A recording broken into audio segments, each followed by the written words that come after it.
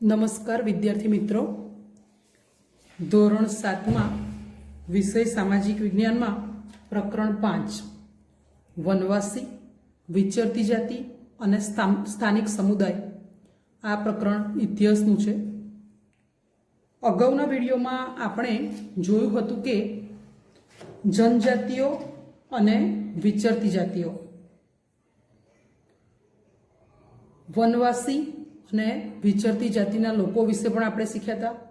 ભારતની મુખ્ય જનજાતિના ક્ષેત્રો વિશે ચર્ચા કરી હતી.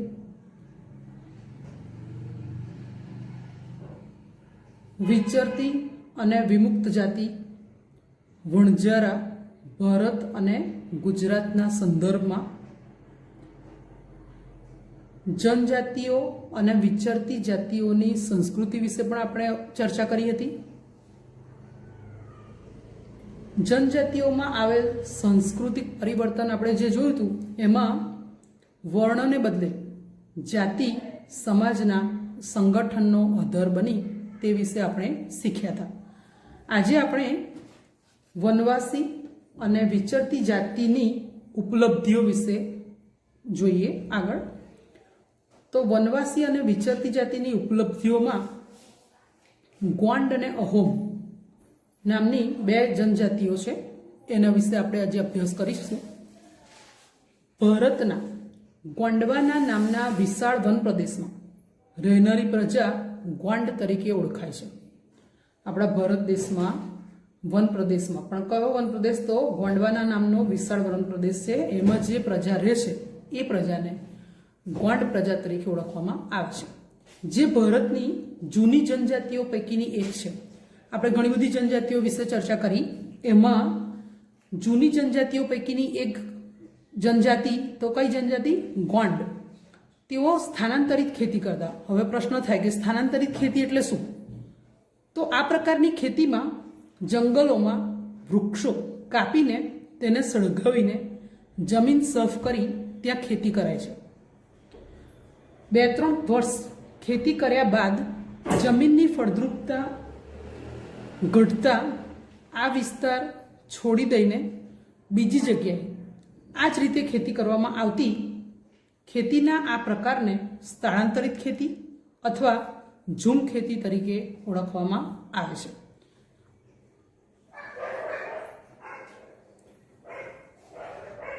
નાના નાના કુળોમાં વહેંચાયેલી વિશાળ ગોંડ જાતિમાં પ્રત્યેક કુળનો એક રાજા હતો. આ જે ગોંડ જાતિ હતી એમાં સ્થાનાંતરિત ખેતી કરતા હતા અને એ નાના નાના કુળોમાં વહેંચાયેલી જે વિશાળ ગોંડ જાતિ હતી એમાં પ્રત્યેક કુળમાં એક રાજા હતો. અકબરનામામાં નોંધાયું છે કે ગઢ કટંગાના ગોંડ રાજ્યમાં 70,000 જેટલા ગામડાઓનો સમાવેશ થતો હતો. ગઢ કટંગાનું જે ગોંડ રાજ્ય છે એમાં 70,000 જેટલા ગામડાઓનો સમાવેશ થતો હતો. તેમની રાજ્ય વ્યવસ્થા કેન્દ્રીકૃત હતી. રાજ્ય ગઢમાં વહેંચાયેલા હતા. દરેક ગઢ પર એક ખાસ ગોંડ કુળનું આધિપત્ય એટલે ઉપરીપણું હતું. દરેક ગઢ 84 ગામોના એક એકમમાં વહેંચાયેલો હતો. જે દરેક ગઢ હતો એ દરેક ગઢ 84 ગામોના એક એકમ એવી રીતે વહેંચાયેલો હતો, જેને 84 તરીકે ઓળખવામાં આવતું હતું. હવે દરેક જે 84 હતું એ 12 ગામના એક પેટા એકમ, એ પેટા એકમનું નામ આપ્યું છે બારહોતો. 12 હોતોમાં વહેંચવામાં આવતી. દરેક 84 જે છે એ 12 ગામના એક પેટા એકમ કે જેને 12 હોતો કહેતા હતા એમાં વહેંચવામાં આવતી હતી. મોટા રાજ્યોના ઉદય સાથે, મોટા રાજ્યનો પ્રારંભ થયો એની સાથે ગોંડ સમાજમાં પણ પરિવર્તન આવ્યું. મૂળભૂત રાજપૂત તરીકેની માન્યતા મેળવવા ગઢ કટંગાના ગોંડ રાજા અમનદાસે સંગ્રામ સહની પદવી ધારણ કરી તેના પુત્ર દલપતે મહોબાના ચંદેલ રાજપૂત રાજાની પુત્રી રાજકુમારી દુર્ગાવતી સાથે લગ્ન કર્યા. જો જેમ મોટા મોટા રાજ્યોનો પ્રારંભ થયો એન્ડ ગોંડ સમાજમાં પરિવર્તન આવ્યું. બરાબર. મૂળભૂત રાજપૂત તરીકેની માન્યતા મેળવવા માટે ગઢગડંગાના ગોંડ રાજા અમનદાસ જે હતા એમણે સંગ્રામ સહની પદવી ધારણ કરી અને એમનો જે પુત્ર હતો દલપત એ મહોબાના ચંદેલ રાજપૂત રાજાની પુત્રી રાજકુમારીનું નામ છે દુર્ગાવતી, એની સાથે તેમણે લગ્ન કર્યા.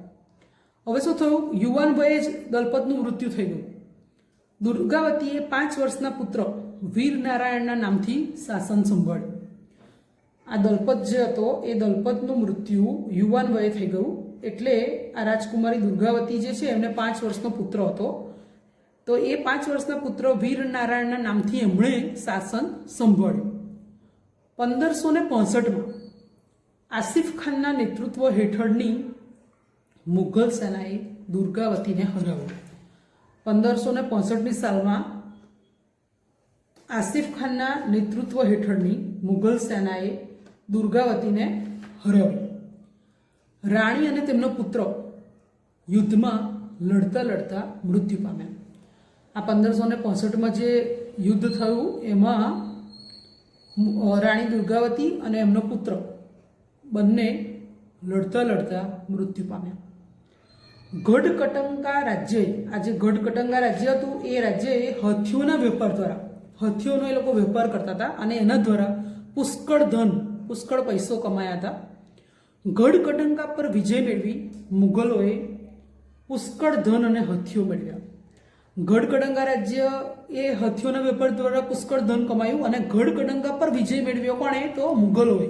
અને એ લોકોએ પુષ્કળ ધન મેળવ્યું અને હાથીઓ પણ મેળવ્યા. તેમણે રાજ્યનો મોટો ભાગ પોતાના નિયંત્રણમાં રાખ્યો. એટલે ગઢકટંકા રાજ્ય કોણ જીતી લીધું? મુગલોએ. અને મુગલોએ જીતીને પુષ્કળ ધન અને હાથીઓ મેળવ્યા અને એમનો જે રાજ્ય હતું એ રાજ્યનો મોટો ભાગ પોતાના નિયંત્રણમાં રાખ્યો. જ્યારે બાકીનો ભાગ જે હતો એ વીર નારાયણના કાકા ચંદરસહને આપ્યો એમણે. ગઢકટંકાના પતન બાદ નિર્બળ બનેલ ગોંડ રાજ્ય શક્તિશાળી બુંદેલો અને મરાઠાઓના આક્રમણ સામે ટકી શક્યું નહીં. આ ગઢકટંકાનું પતન થયું એના પછી જે આપણું ગોંડ રાજ્ય જે હતું એ નિર્બળ બની ગયું, એટલે શક્તિશાળી જે બુંદેલો અને મરાઠાઓ આક્રમણ કરતા હતા એની સામે એ ટકી શક્યું નહીં. તો આપણે વનવાસી અને વિચરતી જાતિની ઉપલબ્ધિઓમાં ગોંડ જાતિ વિશે જોયું. હવે આપણે અહોમ જાતિ વિશે જોઈએ.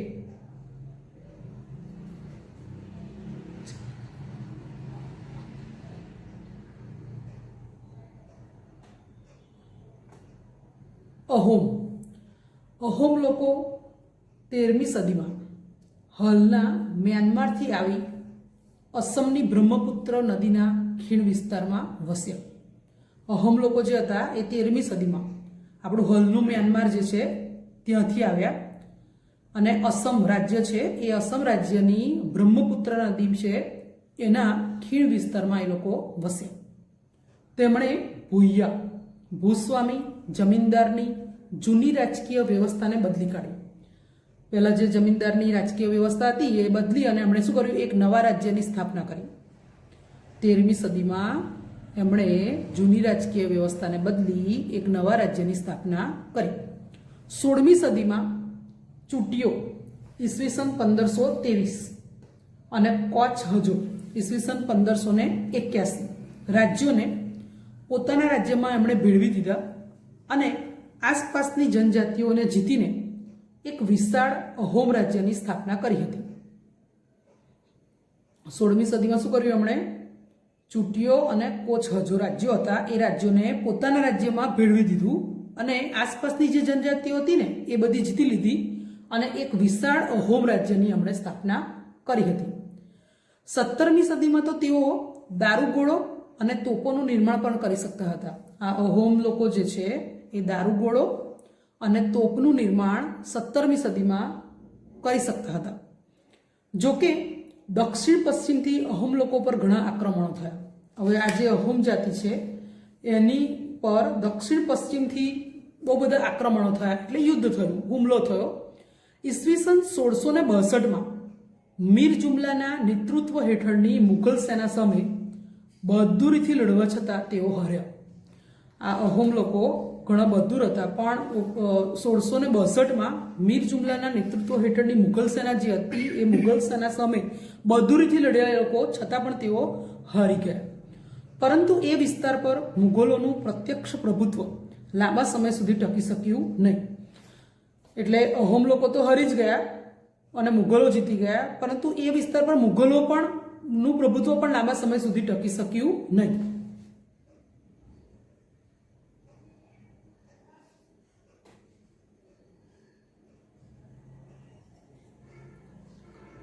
અહોમ રાજ્ય બળજબરીપૂર્વકના શ્રમને ઇંગ્લિશમાં ફોર્સ્ડ લેબર, ફોર્સ કરવો એટલે આગ્રહ કરવો, બળજબરી, અને લેબર એટલે મજૂરી કે શ્રમ. તો અહોમ રાજ્ય બળજબરીપૂર્વકના શ્રમ, ફોર્સ્ડ લેબર પર આધારિત હતું.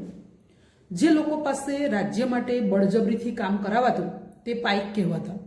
સ્વાધ્યાયના જોડકામાં આ શબ્દ આવે છે, પાઇક. તો પાઇક એટલે શું?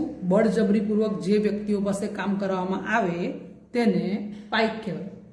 દરેક ગામમાંથી નિશ્ચિત કરવામાં આવેલ સંખ્યામાં પાઇક મોકલવાના રહેતા.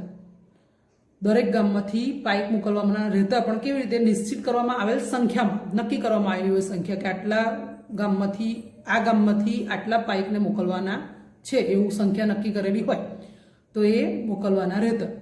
વસ્તી ગણતરીને આધારે વધુ વસ્તી ધરાવતા વિસ્તારોમાંથી ઓછી વસ્તીવાળા વિસ્તારોમાં લોકોને ખસેડવાથી અહોમ કુળ તૂટી ગયા. શું બન્યું કે વસ્તી ગણતરીને આધારે વધુ વસ્તી ધરાવતા જે વિસ્તારો હતા એમાંથી ઓછી વસ્તીવાળા વિસ્તારોમાં લોકોને ખસેડવામાં આવતા હતા, અને એને કારણે અહોમ કુળ જે હતા એ બધા તૂટી ગયા. 17મી સદીના પ્રથમ દશકમાં વહીવટી વ્યવસ્થા કેન્દ્રીકૃત બની. 17મી સદીના પહેલા દશકમાં વહીવટી વ્યવસ્થા કેવી બની? કેન્દ્રીકૃત બની. વર્તમાન કાયદાઓ એટલે હાલના કાયદા તમને બધાને કદાચ ખબર જ હશે કે વર્તમાન કાયદા અને જોગવાઈઓ અનુસાર કોઈ વ્યક્તિ પાસે આપણે બળજબરીપૂર્વક કામ કરાવી શકતા નથી, અને જો કરાવીએ તો એ ગુનો ગણાય છે, જે આપણે સૌ જાણીએ છીએ. હાલના કાયદા પ્રમાણે આપણે કોઈ પણ વ્યક્તિ પાસે બળજબરીપૂર્વક કામ કરાવવું એ ગુનો ગણાય છે, જે આપણે સૌ જાણીએ જ છીએ, લગભગ બધા જાણતા જ હશે. તો હાલના કાયદા પ્રમાણે એવું છે કે કોઈ પણ વ્યક્તિ પાસે આપણે બળજબરીપૂર્વક કામ કરાવીએ તો એ ગુનો ગણાય છે. આ જનજાતિના તમામ પુરુષો યુદ્ધના સમયે સેનામાં જોડાતા અને અન્ય સમયમાં સિંચાઈ વ્યવસ્થા જેવા સાર્વજનિક કાર્યો કરતા.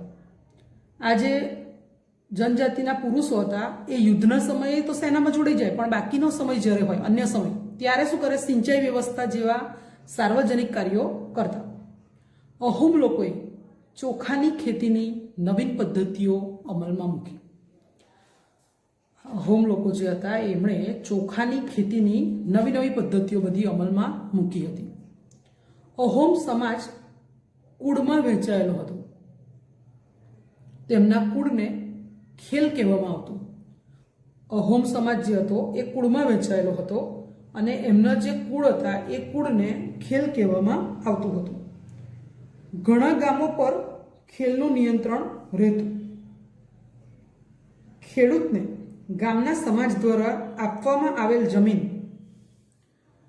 ગામ સમાજની સંમતિ વગર રાજા પણ પાછી લઈ શકતો ન હતો. ખેડૂતને ગામના સમાજ દ્વારા જમીન આપવામાં આવી હોય તો એ જમીન ગામ સમાજની સંમતિ વગર, રજા વગર, પરવાનગી વગર રાજા પણ પાછી લઈ શકતા ન હતા. શરૂઆતમાં અહોમ લોકો જનજાતીય દેવતાઓ એટલે પ્રકૃતિના દેવતાઓની ઉપાસના કરતા હતા. અહોમ લોકો જે છે એ શરૂઆતમાં જનજાતીય દેવતાઓ અથવા તો પ્રકૃતિના દેવતાઓની ઉપાસના કરતા હતા. રાજા દ્વારા મંદિરો અને બ્રાહ્મણોને જમીનનું દાન આપવામાં આવતું. રાજા જે હોય એ મંદિરમાં દાન તો કરે, પણ સાથે સાથે બ્રાહ્મણોને પણ જમીનનું દાન કરતા હતા.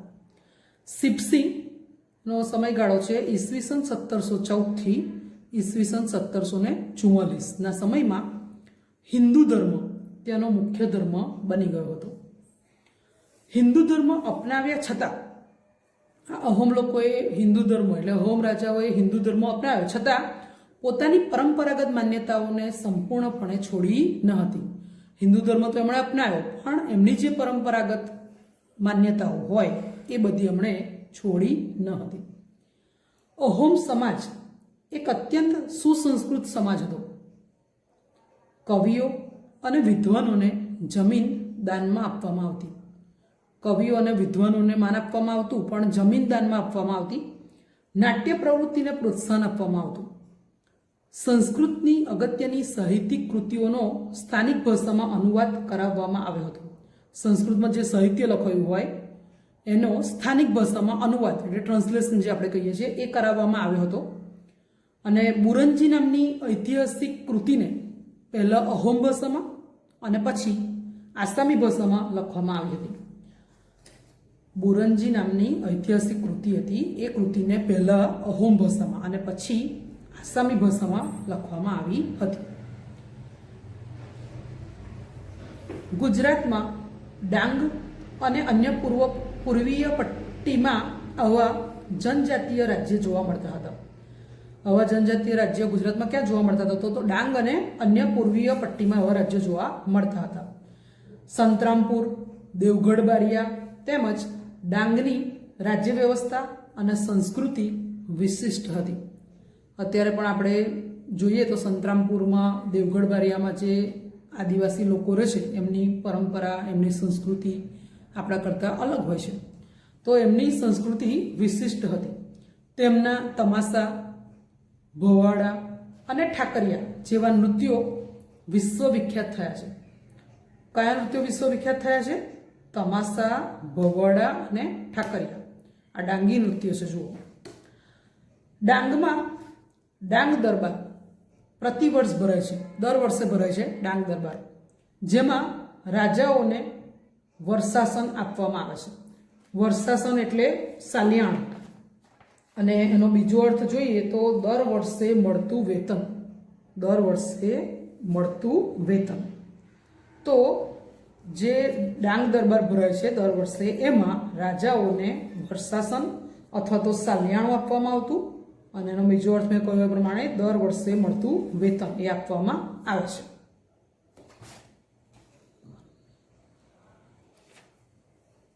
ડાંગ દરબાર. હોળીના તહેવાર દરમિયાન ડાંગ દરબાર યોજવાની શરૂઆત વર્ષો પહેલા થઈ હતી. હોળી ધૂળેટીનો જે પર્વ આવે છે એ વખતે ડાંગ દરબારની શરૂઆત વર્ષો પહેલા થઈ હતી. સરકારે ડાંગી રાજાઓ અને નાયકોને તેમના હકના બદલામાં વંશ પરંપરાગત સાલિયાણું આપવાનું નક્કી કર્યું. એ જે પરંપરા છે એ આજે પણ ચાલુ છે. બદલાતો સમય, નવી જનજાતિઓનું માળખું. બીજો એક પોઈન્ટ આપણે જોઈએ તો બદલાતો સમય, નવી જનજાતિઓનું માળખું. 16મી અને 17મી સદી સુધીના જનજાતિના ઇતિહાસને આપણે સમજવાનો પ્રયત્ન કર્યો. હમણાં આપણે ચર્ચા કરી તો 16મી અને 17મી સદી સુધીના જનજાતિનો ઇતિહાસ આપણે જોયો. કાળાંતરમાં અનેક જનજાતિઓમાં વ્યાપક પરિવર્તનો આવ્યા. જેમ સમય પસાર થાય એમ કેટલી બધી જનજાતિઓમાં પરિવર્તનો આવ્યા. વર્ણ આધારિત સમાજ અને આદિવાસી સમાજના લોકોના એકબીજા સાથેના